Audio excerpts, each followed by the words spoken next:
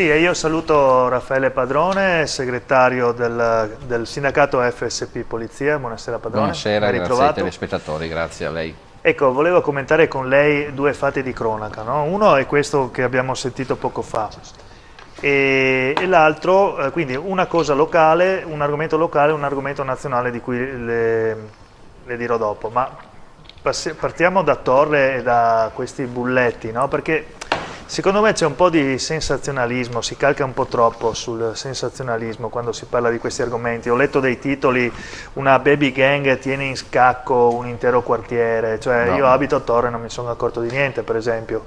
Non ho visto gente spaventata che si rinchiude in casa per paura della baby gang, quindi secondo me si esagera. Cosa dice? E credo che su questo articolo veramente dovremmo aprire un dibattimento su quello che sono le normali scazzottate, possiamo dire così, a parlare di gangbang in Torre.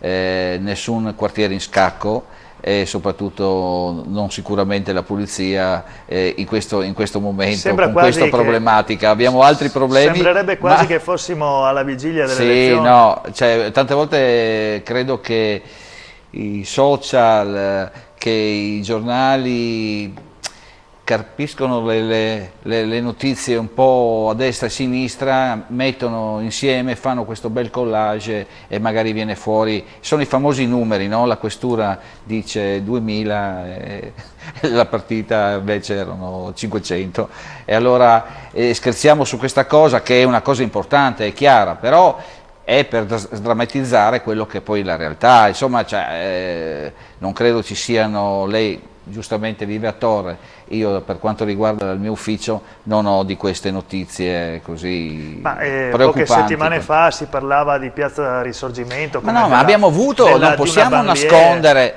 ma non possiamo, allora attenzione, siccome abbiamo parlato nella domanda specifica Torre, non dobbiamo nascondere che abbiamo avuto problemi in Piazza 20 Settembre, non dobbiamo nascondere il Risorgimento, non dobbiamo nascondere che esistono dei controlli mirati per alcuni soggetti già stati allontanati dalla piazza. Ma non ci sono quelli che creano. È un invito a non drammatizzare. Esatto, l'invito è proprio questo, cioè si dice Pordenone l'isola felice, ma per l'amor di Dio non è tutta questa felicità, abbiamo i nostri problemi e mi pare che anche l'amministrazione, le istituzioni sia nostre che quelle comunali abbiano risolto gran parte, anzi il questore di Pordenone abbia risolto. Poi che ci siano delle carenze di organici, qua penso che con lei sfondi una porta aperta. Con me non deve neanche fare la domanda perché potremo parlarne per giorni, perché poi anche quello che è successo l'altro giorno, ormai la settimana scorsa, a Trieste, insomma fa pensare che il Friuli Venezia Giulia ha delle cellule particolari, ha delle cellule di persone che chiaramente tutte le regioni hanno. Allora fortunatamente a Trieste nessuno italiano è rimasto ferito, è una discussione tra operai, abbiamo visto serbi, croati, e fortunatamente, ripeto, nessun kosovari italiano. Di etnia serba e di etnia albanese. Esatto. Quindi un regolamento di conti. C'è un regolamento di conti proprio per questa attività, no, lavorativa. Ecco, quindi poi se io ho sentito qualcuno che ha detto ma il ministro e il ministero non ci ha abbandonato, ci ha mandato 6 agenti. Beh, insomma, quando parliamo di arrivi bisogna sempre parlare di quanti invece se ne sono andati e se il numero. Certo, senta, tanto con lei non è candidato, quindi no, possiamo anche sforare i tempi della par condicio. Volevo commentare con lei un altro fatto, questa volta di interesse nazionale. È un fenomeno di questi ultimi tempi, questi blitz delle forze dell'ordine in Covid, di Novax, che sarebbero pronti certo. ad azioni violente, eccetera. Sì, però questa cosa fa un po' il paio con la tendenza dei media a dipingere i Novax come degli eversori, dei sediziosi, dei facinorosi. Ho visto anche su testate, su emittenti nazionali, giornalisti che si esprimono parlando di i picchiatori Novax, i guerrieri Novax.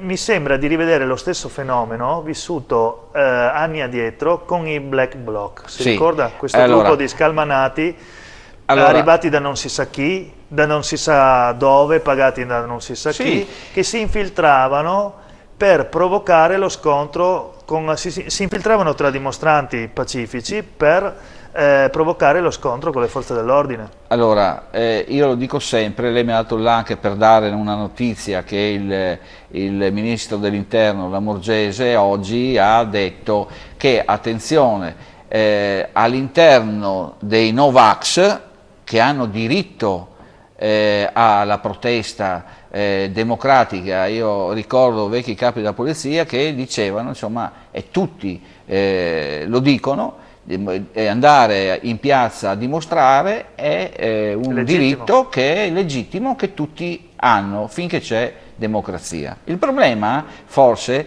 è che qualcuno ecco, vediamo le immagini di una manifestazione recente, non mi sembra di vedere facce travisate. Perché all'interno di questi soggetti, quello che dice oggi il ministro dell'interno, cos'è?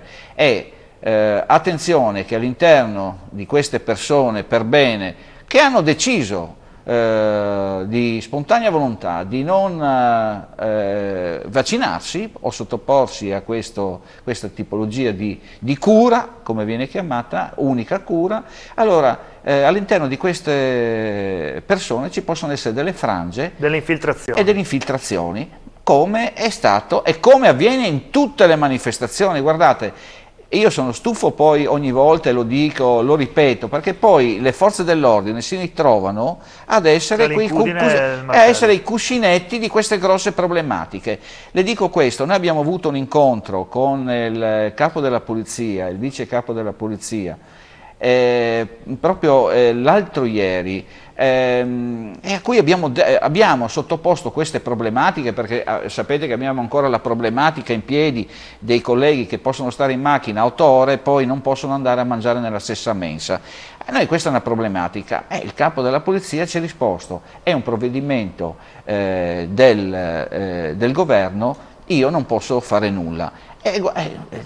Guardi che noi, le do un dato, abbiamo avuto 17 colleghi morti per Covid, 17 in tutta Italia. Abbiamo avuto il primo collega, se vi ricordate, morto a Catania proprio durante la fase del vaccino. Oggi ne abbiamo ancora 3 in grave situazione. Poi voglio dire, questa situazione che si ripete nel nostro territorio nazionale, purtroppo ci viene anche a noi risposto che non si può fare nulla e dobbiamo attenerci a quelle che sono le disposizioni. Allora, se questo Green Pass è il progetto, come diceva qualcuno, per obbligare tutti quanti a farlo, noi purtroppo facciamo i controlli e siamo tenuti a verificare solamente la situazione, no? Certo. Come abbiamo detto l'ultima volta ci siamo incontrati, noi siamo gli unici che fanno questa tipologia di controllo, quindi io credo che questa situazione, come lei diceva, di dare del guerriero a quello che protesta in piazza, non credo sia una bella cosa. Benissimo, credo che ci stiano mettendo uno contro l'altro, questa è una cosa che... Grazie. Speriamo che la polizia non debba fare sempre dei cuscinetti. Cuscinetto, esatto. Questo sì. Grazie a Raffaele Padrone per il suo contributo. Grazie a voi ancora. Proseguiamo allora con la prossima notizia. Gorizia aggredisce la ex compagna con un coltello da cucina e tenta di strangolarla. È stato arrestato un 23enne per tentato omicidio e violenza privata.